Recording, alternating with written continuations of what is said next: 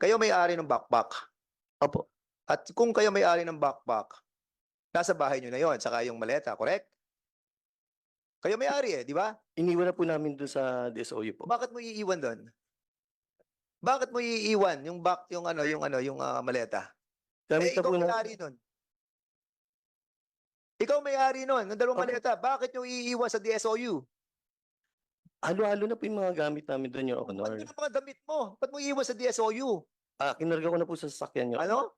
Kinarga ko na po sa sasakyan. Nasa sasakyan mo na yung yung maleta. Opo, nung So alis inuwi nyo po. na.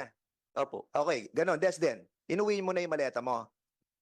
Your Honor, naiwan sa DSOU, Your Honor. Sa'yo naiwan sa DSOU. Bakit mo iniwan sa DSOU? May dalman ng mga gamit mo. Personal mo mga gamit. Bakit mo iniwan sa DSOU? Nakamotor lang ako, Your Honor, kaya Hindi mo siya binalikan? maidala. Hindi, nasa DSOU office, Your Honor. Okay nga, iniwan mo doon. Kasi na-relieve na po kami doon, Your Honor. Bakit mo iniwan? Andun ang mga gamit mo. Your Honor, nilagay ko po sa isang bag lahat yung Nakuha mga mo na? gamit ko. Yes, Your Honor. Nakuha mo na. Nasa iyo na ang maleta. Nasa iyo na ang maleta. Wala sa akin, Your Honor. Nandun sa, Kinuha mo na Tapos kaya sasabihin mo, wala sa iyo. Ano totoo? naiwan po dun sa DSOU Bakit mo office. iniwan? Personal mo mga gamit na nandun. Pinagkasya ko lang po sa motor, sir. Ano pinagkasya mo sa motor? Sabi mo iniwan mo. Ngayon pinagkasya sa motor. Ano Bali, totoo? nilipat ko po yung mga gamit, sir. Pinagkasya ko lang po para maikarga sa So motor. nasa iyo na ang maleta. Wala na po, sir. Nasaan ang gamit mo? Pinagkasya ko po sa isang bag sa mga plastic, Your Honor. Bakit mo iniwan ang maleta mo? Wala na po kami sa DSOU. Oo nga, ba't hindi mo binalikan? Maleta mo yun. Magkano yung maleta? Binili mo yun. O kaya sabi ni Demokrito, inuwi na yung kanya. Sa iyo, hindi mo inuwi. Hindi ko po yung Kasi inuwi, Your kaya hindi nyo inuwi dahil yung dalawang maleta nasa DSOU. Gusto mo pakita namin? Gusto nyo pakita namin yung dalawang maleta na naandun sa DSOU? At ikaw, Demokrito, nagsisinungaling ka na nasa iyo na.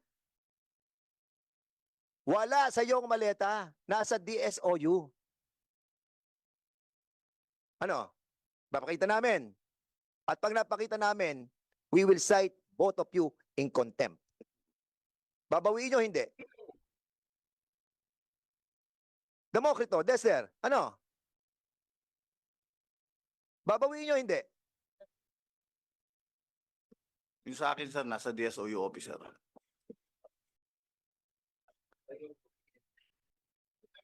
Hindi Mr. Chair, hindi yan. Alisin nyo yan. Alisin nyo. hindi, Mr. Chair. Yung pag-check-in nyo dun sa hotel, at what time and date did you do it? Oh, sagutin nyo ako. Hindi ko na po maalala, Your Honor. Hindi mo malaman? Hindi ko na po ma-recall, Your Honor. Your Honor, Mr. Chair, number one, nandiyan naman yung representative ng Espacio Hotel. Maybe we can ask them what records do they have doon sa pag-check-in sa hotel. Kasi malapit ko ng pag-untugin ng ulo ng dalawang yan. Basa ko siya.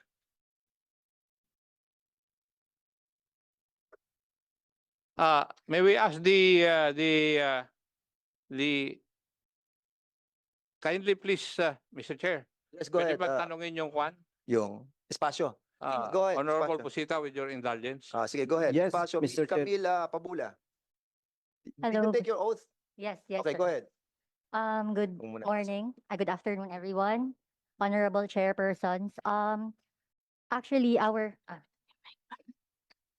presence here today is supposedly to request for a resetting of our appearance because we just recently sent your invitation yesterday, requesting us to present documents and materials pertaining to the investigation. However, we already we requested that we be given the list of materials, considering that our business is highly private, considering that it's a hotel business. So despite the fact that we wanted to assist you in your investigation, we still want to be assured that the rights of our clients, most especially the privacy of our clients, will be protected, as well as our obligation to protect them pursuant to law. So, we will cooperate, we will give you whatever you want, but we request that we be given the list of items and proper invitation, Your Honor. And also resetting of our appearance once our legal team has studied. Thank you, Your Honor. So we will probably will be asking for a subpoena for all those documents later on. But of course, pakishare mo na. Going back to what we're discussing. Ito yung bag ninyo eh. Ayan, and in accordance with the investigation, yung dalawang bag nyo na ando na sa DSOU. Sabi mo kanina, Demokrito, inuwi mo na. Ayan nandyan Sabi ko po kanina yun, lagay ko po sa sakyan. Ano pare? I walk you there. Hindi alam mo, sa totoo lang sinasabi namin sa inyo, nasa ibaba pa lang kami ng aming pine-present ngayon. Nasa inyo pa lang kami, aakyat kami later on. Ang sinasabi ko sa inyo, huwag kayong magsisinungaling. And you lied. You lied. Sa DSOU eh. Sabi mo, nasa sakya mo. Ayan nasa DSOU. Gusto mo pakita namin dito na naandito yung dalawang luggage na yan? Gusto mo mamaya papakita namin dito mismo sa harapan. Hawak namin ang luggage ninyo. Stop on lying. Kaya nasisira ang image ng mga PNP dahil sa mga katulad ninyo. Later on, we will be citing you in contempt. Both of you.